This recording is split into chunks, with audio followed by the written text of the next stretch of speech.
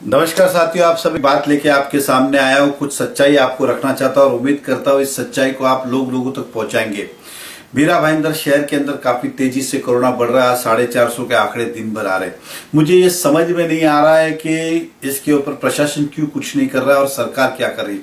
मैं अगर मीरा भाईंदर की बात करता हूँ तो हमारे यहाँ पे पिछले साल मई महीने में जब आंकड़े बढ़ रहे थे तो डांगे साहब कमिश्नर थे, उनकी बदली की गई और डॉक्टर राठौड़ आईएएस ऑफिसर जो डायरेक्ट आईएएस है उनका अपॉइंटमेंट किया गया।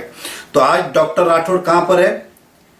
केसेस बढ़ रहे हैं। आज डॉक्टर राठौड़ कहां पर है? तो कमिश्नर बंगलो मीरा में। अभी तक आपको बता दूं उनकी बदली की है, लेकिन आज भी वो बंगले में ही है, घर पे है, उन्हें कोई चार्ज नहीं दिया गया।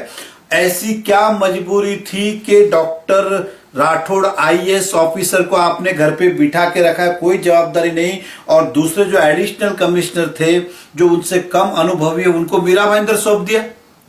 पहले आपने इसी डॉक्टर राठौड़ को लाया था कि कोरोना बढ़ रहा है तो ये नियंत्रण में लाएंगे, उनका अनुभव है, उनका एक्सपीरियंस है और डायरेक्ट आईएएस है। मैं ये नहीं कहता हूं कि ढोले साहब को कुछ नॉलेज नहीं होगा, लेकिन उनसे ज्यादा अनुभवी जो है आईएएस ऑफिसर है, उनको आपने घर पे बिठाया है और इनको आपने पूरा शहर सौंप दिया है जहां पे केसेस दिन ब दिन बढ़ रहे हैं।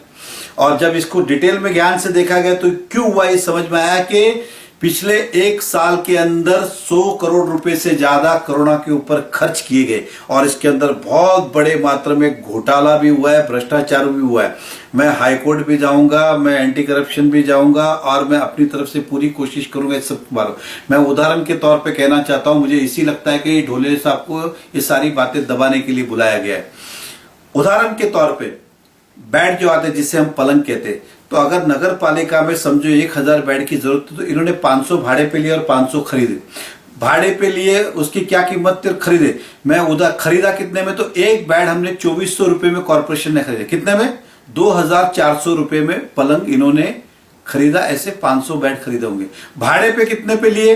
तो 75 दिन के लिए 125 रुपया भाड़ा। मतलब भाड़ा कितना दिया बेड का? 12,000। मतलब जो हमने अपने खुद का बना लिया उसके लिए 2400 रुपये और भाड़े पे लिया उसका 12,000। तो 2400 में हम खुद का खरीद नहीं सकते जब 12,000 भाड़ा दिया तो। मैं उदाहरण के तौर पे पंखे की बात करता हूं। पंखे का भाड़ा कितना है? 100 रुपया प्रतिदिन। 90 दिन रखे तो कितने हुए? पंखे का भाड़ा हुआ 9,000। और ये जो कॉन्ट्रैक्टर लगाते वो दिल्ली वाले पंखे, दिल्ली वाले पंखे की कीमत कितनी? 700 रुपया। मतलब 700 रुपये में हम खरीद सकते थे, हमने खरीदा नहीं, लेकिन उसका भाड़ा 9,000 दे दिया। मैं कुर्सी की बात करता हूं। कुर्सी का भाड़ा दिन का कितना है? 12 रुपया। 3 महीने के कितने हुए? तो अगर 12 रुपया दिन का गिनता हो इंटू 90 दिन गिनता हो तो करीबन मेरे हिसाब से 1080 रुपये भाड़ा चुका है। कुर्सी कितने की आती है? तो मात्र 300 रुपये की। 300 में हमने खरीदी नहीं, लेकिन 1080 रुपया भाड़ा दे दिया। ऐसे कई सारी अनगिनत चीजें हैं जिसका पता चलता है कि 4-4 गुना भाड़ा दिया गया। खरीद के 2 रुपये में आता था, खरीदा नहीं, लेकिन 8 रुपया वो चीज भाड़े पे दे दी। आज क्या परिस्थिति हुई? क्या हमें और वापस सामग्री की जरूरत है?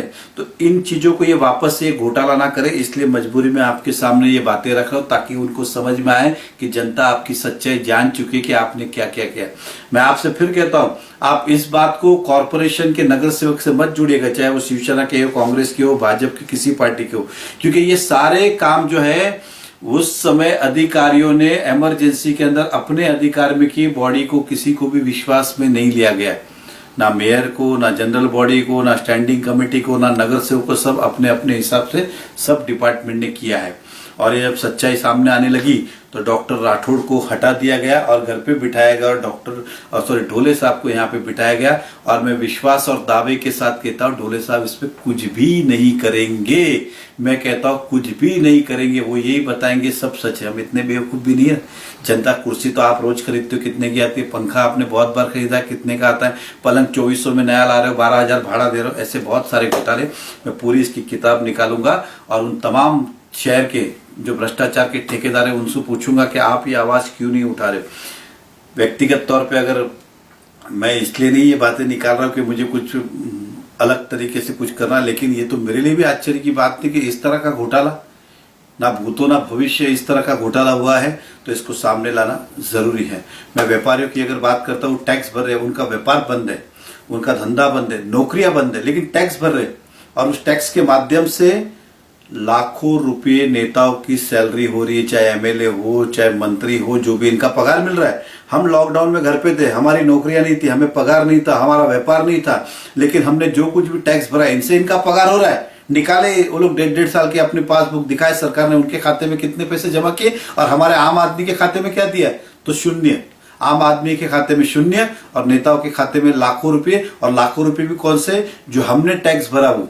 तो इनको कोई फर्क नहीं गिरता, लॉकडाउन हो कि क्या हो, इनका पगार चालू है। अगर 5 साल लॉकडाउन रहे तो भी इनको तकलीफ नहीं, इनका पगार चालू है। तकलीफ तो हम व्यापारियों को है, आम आदमियों को है।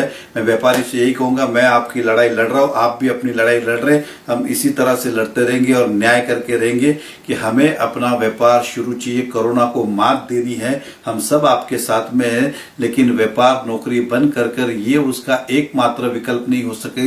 विकल्प और भी बहुत कुछ हो सकते हैं। सभी को विश्वास में ले ताकि इसके अंदर हम लड़ाई लड़ सकते। लड़ाई भले प्रशासन अकेले लड़ रहे होंगे, लेकिन हम सब उनके साथ में। जहाँ अच्छा है वहाँ अच्छा है, लेकिन जहाँ गलत है वहाँ गलत है।